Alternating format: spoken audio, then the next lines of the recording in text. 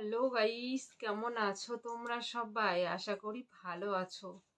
আর আমিও ভালো আছি। তো আজকে দেখো, মানে একটা কাজ করবো বলে ভুলে যাই। মানে এত সব সময়কারের জন্য ভিতরে একটা কি বলবো টেনশন কাজ করে। তো এইটা করব বলি আবার ভুলে যাই। তো আজকে 1 মাস ধরে যাব যাব করছি, আর কিছুতেই যাওয়া হচ্ছে না। আজকেই বললাম, সকালে দেখা হলো। সকালে বলতে 11টার দিকে দেখা হলো। তো ভাবলাম যে আজকে যাব বললাম। তো বললো হ্যাঁ যেও। তো দেখো ভুলে গেছি। তো এখন তাই ভাবলাম যে আম, এখন তো কোনো কাজ নেই, শুধু এই জামা কাপড়গুলো একটু গুছাবো। তো ভাবলাম তোমাদের সঙ্গে গুছাই আর গল্প করি। কেননা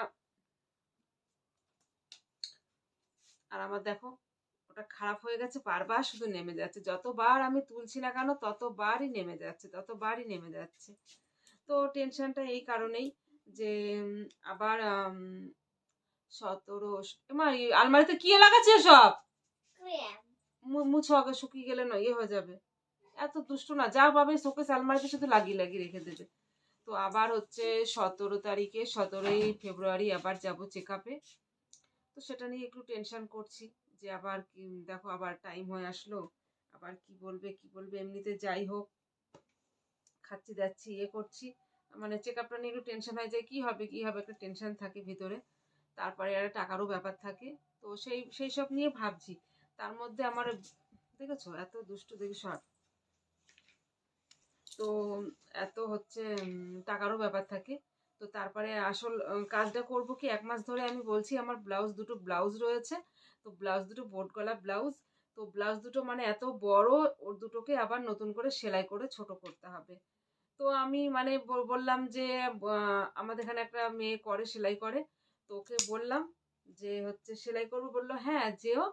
তো আমি বললাম ঠিক আছে, দুপুরবেলা আমি যাব। তো আজকে আমার মেয়ে স্কুলেও গেল না। সেই বায়না করলো সকালবেলা যে স্কুলে যাব না।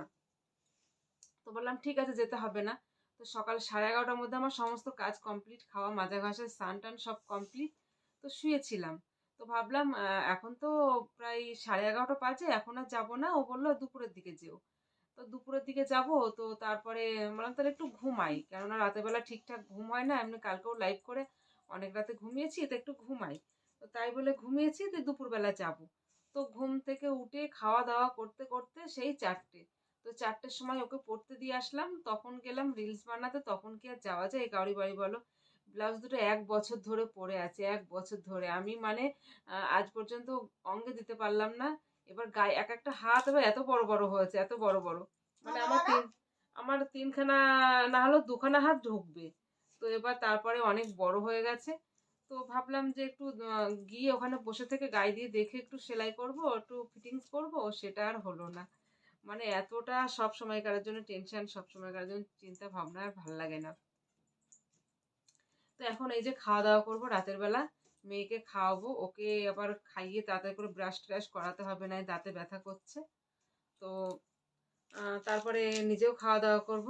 তো যাই হোক, আর বেশি তোমাদের সঙ্গে গল্প করছি না। তো আজকের মতো ব্লগ এইটুকুই।